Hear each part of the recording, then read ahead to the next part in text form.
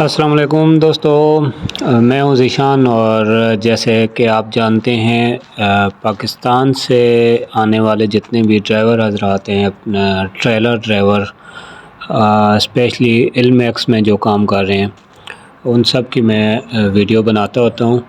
اور آج ایک اور بھائی آئے ہوئے ہیں، یہ ان کی گاڑی ہے، تو چلیں آپ کی ملاقات ان سے بھی کراتے ہیں، ان سے گپ شپ کرتے ہیں، دیکھتے ہیں کہ وہ کیسے آئے، کیا ہوا ان کے ساتھ، تھوڑی معلومات لینے کی کوشش کرتے ہیں۔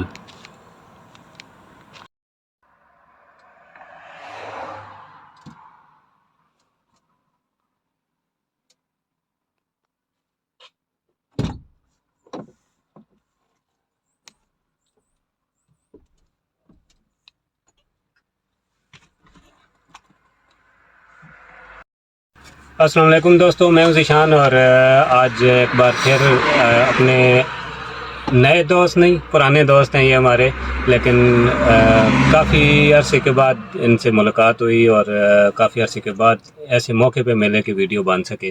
تو یہ ہیں ہمارے شاہد بھائی۔ السلام علیکم شاہد بھائی، کیسے ہیں جناب؟ وعلیکم السلام ذیشان بھائی، اللہ کا شکر، بالکل ٹھیک ہے شاہد بھائی، الحمدللہ اللہ کا شکر ہے، میں ٹھیک ٹھاک ہوں۔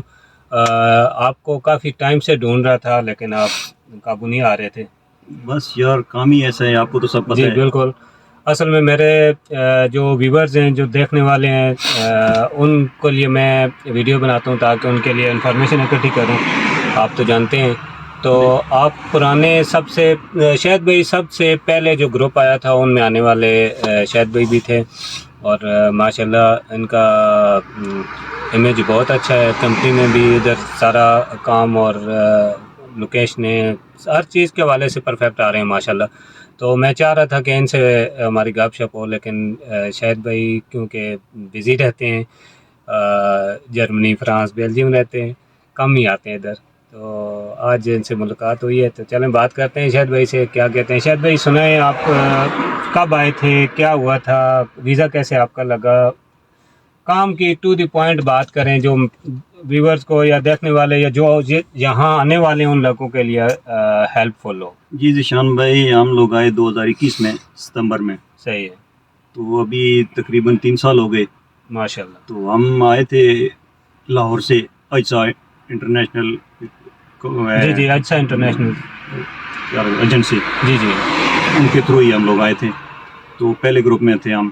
صحیح ہے، تو ہم سے پہلے بھی 3 آدمی آئے تھے، زعفران اور ابرار، ساجد، جی جی، عرفان، 4 بندے ہم سے پہلے تھے، اور 7 بندے ہم اسی مہینے میں تقریباً 15 دن کے بعد 15 دن کے بعد آپ آئے۔ تو ادھر آئے تو مین وہ لائسنس والے، ہم لوگ تو پہلے اپلائی کیا تھا ابوظہبی والے لائسنس پہ، اچھا، اس کے حساب سے ہی انہوں نے ہمیں ورک پرمٹ ایشو کیا۔ تو ادھر آ کے پتہ چلا کہ مطلب زعفران جو تھا لڑکا تھا ہمارے ساتھ، برہان کا، اٹک کا، اس کا لائسنس نیا تھا، ہاں جی، اس کے لیے وہ لانگ کورس والا بنا سسٹم چالو ہو گیا کہ آپ لوگوں نے لانگ شاید بھائی میرے خیال سے ٹو دی پوائنٹ بات ایسے کریں تاکہ ان کو سمجھ آئے، ویزا کے لیے آپ نے کیا کیا دیا تھا اور کتنا ٹائم لگا تھا آپ کا؟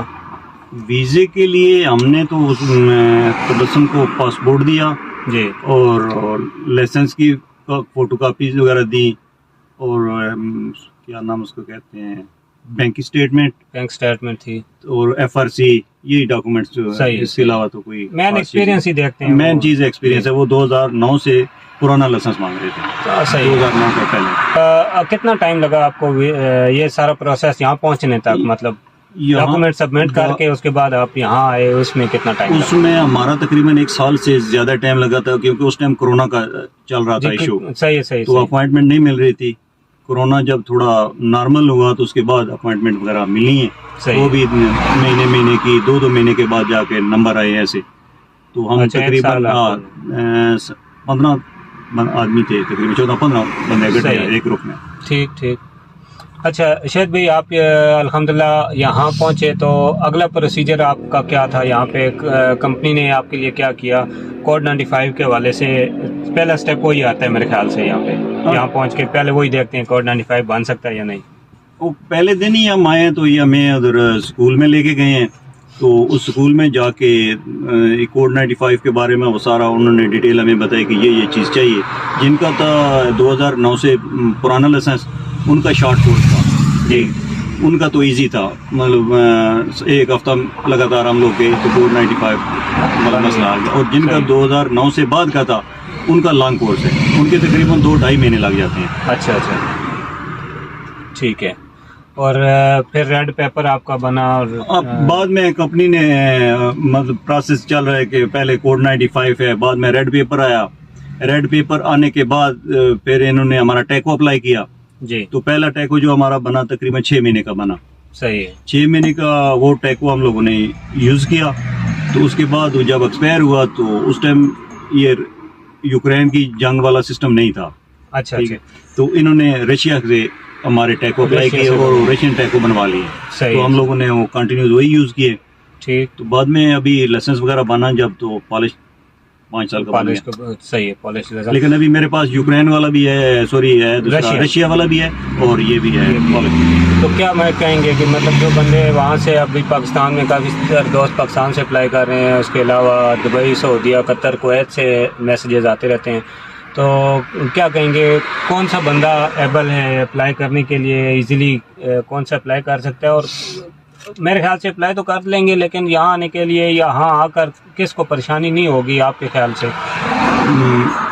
ایکسپیرینس کے حساب سے آپ کو مطلب ویزا تو مل جائے گا, لیکن بہتر یہی ہے کہ بندے کو انگلش میں اتنا عبور حاصل ہو کہ وہ سائن بورڈ پڑھ سکے, لوکیشن دے رہے ہیں وہ گوگل پہ سرچ کر سکے. ٹھیک ہے, یہ چیزیں کے لیے ابھی آپ کسی کمپنی میں جاتے ہیں تو آپ کو اتنی کم سے کم اپنی, چلو بندہ جو نہیں آتا ہے اس کو پالش یا جرمن یہ لینگویج تو نہیں آتی, لیکن انگلش بول کے اپنا اس کو بتا سکے کہ میں اس کام کے لیے آیا ہوں. ویسے تو یہ لوگ ریفرنس نمبر دیتے ہیں, آپ جا کے وہاں گاڑی نمبر اپنا دیں تو اس میں ان کے پاس ساری ڈیٹیل ہوتی ہے کہ یہ گاڑی کا مطلب آرڈر آیا ہوتا ہے, لوڈنگ.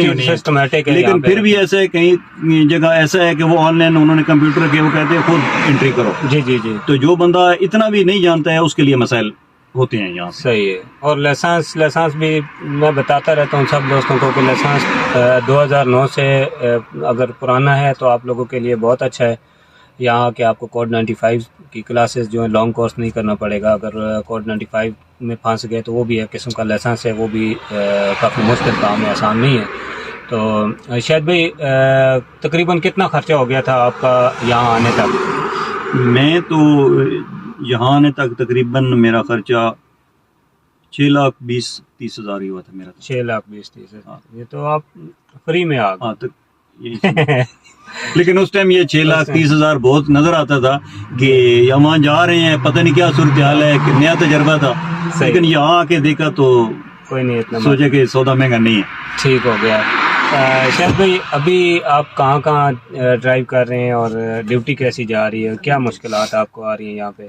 نہیں الحمدللہ مجھے تو ابھی کوئی مشکل نہیں ہے کسی قسم کی بھی. جہاں بھی بھیجتے ہیں تو کوئی پرابلم نہیں ہے. میں تو شروع سے تقریباً پہلا بندہ میں ہی تھا جو اکیلا یہاں سے نکلا یورپ کے لیے. صحیح ہے.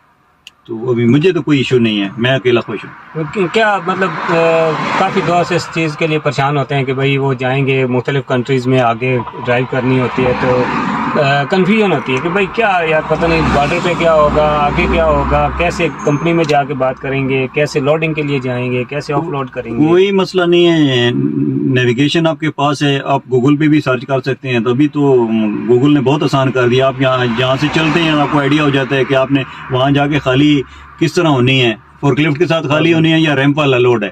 کمپنی کو دیکھ کے آئیڈیا ہو جاتا ہے کہ وہاں اس طریقے سے خالی ہونی ہے. یہ کوئی ایشو نہیں ہے. اس میں اکیلے کا یا دو بندے ہوتے ہیں تو اس میں یہ ڈیوٹی بہت لمبی ہو جاتی ہے. 21 گھنٹے آپ کو پراپر سیٹ پہ بیٹھنا بہت مشکل کام ہے. جی. تو اکیلا جب بندہ ہوتا ہے وہ 9 گھنٹے ڈرائیو, زیادہ سے زیادہ 10, لیکن شفٹ ٹائم اس کا بھی 15 گھنٹے ہی ہے. 15 ہی رہتے ہیں, 15 گھنٹے سے اوپر نہیں. ٹھیک ہو گیا. تو شاید بھائی ابھی رمضان چل رہا ہے ماشاءاللہ, تو رمضان میں کیا روٹین, کیسے پکاتے کھاتے ہیں اور کیسے سوتے ہیں, کیسے مینیج کرتے ہیں؟ رمضان میں الحمدللہ جی ہم نے وہ ایپ ڈاؤن لوڈ کی ہوئی ہے, اسلام 360. ٹھیک ہے, اس کو ہی دے کے ٹائم کو فالو کر رہے ہیں. باقی اللہ قبول کرنے والا ہے. اس میں اگر 1-2 منٹ آگے پیچھے ہوتے ہیں تو یہ تو اللہ ہماری ادھر اولاد ان سے تو چھپے ہوئے نہیں ہیں. کوئی شک ویسے کوئی ایسا مسئلہ نہیں ہے, جو چیز جہاں سے چاہیے ملتی ہے. ہر روز نیا روزہ رکھتے ہیں نا. بیلجیم میں الگ ٹائم ہے, یہاں پہ الگ ہے, ہر جگہ پہ جو ہے. کبھی ایسے ہوتا ہے کہ رکھ کے پولینڈ سے جاتے ہیں تو جا کے کھولتے بیلجیم میں, وہاں ٹائم ایکسٹرا تھوڑا ہو جاتا ہے. سب سے زیادہ لمبا جو روزہ ہے یہاں پہ تقریباً جہاں تک ہم گھومے ہیں وہاں تک بیلجیم کا یار ہے. تو اس کے علاوہ جیسے جیسے اس طرف آئیں گے تو ٹائم کم ہوتا جا رہا ہے, لیکن خیر ابھی تو گزر گئے, 2 روزے رہ گئے ہیں جی, 2 ہی رہ گئے ہیں. اچھا ذیشان بھائی, یہ جو ہو چکا ہے وہ تو جی گزر گیا نا ٹائم, لیکن نئے آنے والے جو ہمارے دوست ہیں ان کے لیے میرا مشورہ یہی ہے کہ مطلب ہمت نہ ہاریں. ٹائم لگتا ہے, کوئی کام بھی آپ کرتے ہیں دیکھیں اس ٹائم چاہیے, ٹھیک ہے. آپ بالکل اپنی کوشش جاری رکھیں, انشاءاللہ تعالی اللہ دی کامیابی تو اللہ دینی ہے. تو کافی دوست پریشان ہے نا کہ اپوائنٹمنٹ, بہت مجھے میسج آتے ہیں کہ اپوائنٹمنٹ نہیں مل رہی ہے, اتنا ٹائم ہو گیا, 6 مہینے ہو گئے, 8 مہینے ہو گئے. نہیں, اپوائنٹمنٹ میں ٹائم لگتا ہے. صحیح ہے. ہم جب آئے نا اس ٹائم بھی میں نے آپ کو سب سے پہلے بتایا کہ تقریباً 1 سال لگ گیا ہمارا یہ پروسیس ہونے میں. ٹھیک ہے. تو اس ٹائم بھی اپوائنٹمنٹ پہ بھی 2 2.5 3 مہینے ایسے لگے ہیں. تو یہ کام مطلب اس طرح کا ہے, اس میں ٹائم لگتا ہے. یہ کسی ایک بندے کے لیے اسپیشل نہیں ہے کہ اس بندے کا ٹائم لگے. یہ جدھر بھی جائیں, چاہے آپ دبئی سے کرتے ہیں یا قطر سے کرتے ہیں, قطر والے دوست بھی ہمارے یہاں آئے ہیں, کویت والے بھی آئے ہیں. کویت والے کچھ دوست آئے تھے جو تقریباً 2-3 مہینے کے اندر سارا ان کا پروسیس کمپلیٹ ہو گیا. انہوں نے لائسنس بھی لے لیے ہیں. جی انہوں نے لائسنس بھی لے لیے ہیں. نہیں, ان کا ویزا بھی قطر سے کویت سے ان کا ویزا بھی جلدی لگا تھا. ان کے اپوائنٹمنٹ 1 مہینے میں تقریباً اپوائنٹمنٹ ملی ہے ان کو, اور ودن 3 منتھس وہ یہاں پہنچ گئے. یہاں بھی وہ ڈیوٹی پہ ہیں, ڈیوٹی کر رہے ہیں ماشاءاللہ. سارے ڈرائیور بھی اچھے ہیں. بالکل, سب بندے سب لوگ کامیاب ہیں. اسی کام کے لیے مطلب تھوڑی ہی اس میں ٹائم لگ جاتا ہے, لیکن انسان کو کوشش جاری رکھنی چاہیے, ہمت نہیں ہارنی چاہیے. یہ جو خرچے ہوں گے انشاءاللہ آپ یہاں آ جائیں گے تو ان خرچوں کو بھول جائیں گے, پورے ہو جائیں گے انشاءاللہ. تو باقی جو بھی دوست ہمارا اپلائی کر رہے ہیں, ہماری دعا ہے کہ وہ بھی آئیں, یہاں آئیں. ہمارے جتنے پاکستانی یہاں زیادہ ہوں گے, ہمیں تو پیچھے.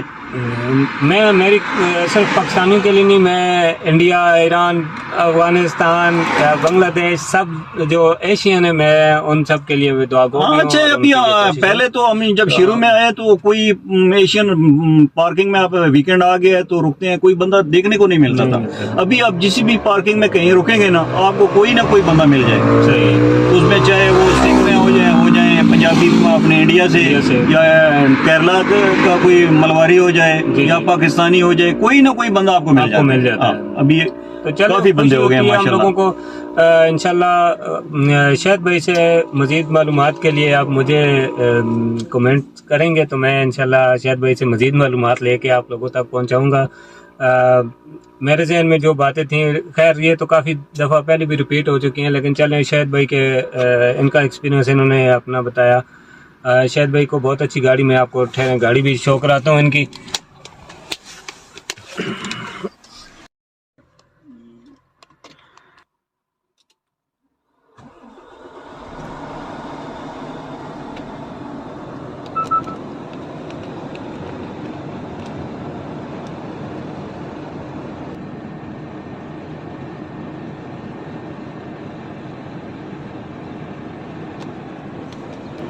یہ شاہد بھائی کی گاڑی ہے, ڈیوائسز ہیں ان کے پاس 2 ہیں, اس کے علاوہ گوگل بھی یوز کرتے ہیں. یہ میں آپ کو بتا چکا ہوں, شیل ڈیوائس ہے, اس کے سینسر ہیں, دوسری چیک ریپبلک کی ڈیوائس ہے, اور یہ نارمل جو چیزیں ہوتی ہیں ان کے حوالے سے میں پہلے آپ لوگوں کو بتا چکا ہوں سارا.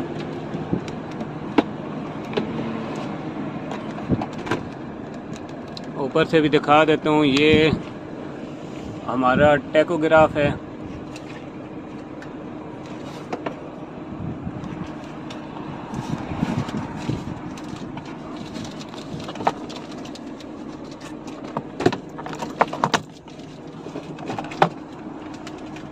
یہ بھول گئے گرین ٹی.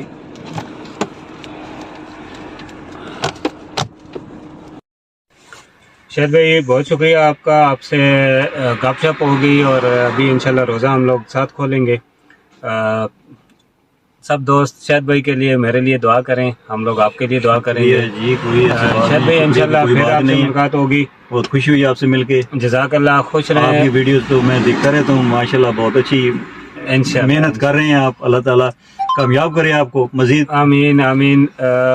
मेरी ज़्यादा कोशिश है उन लोगों के लिए जो मुझे देखते हैं। बहुत अच्छी है जी, बहुत अच्छी कोशिश है आपकी। अल्लाह ताला उनको भी यहाँ लाए, मैं उनकी भी वीडियो बनाऊँ, मुझे ये आमीन आमीन। शौक़ है। तो फिर इंशाल्लाह और किसी वीडियो में किसी और अपने भाई के साथ किसी और जगह पे फिर मुलाकात होगी। दुआ में याद रखिएगा। अल्लाह हाफ़िज़।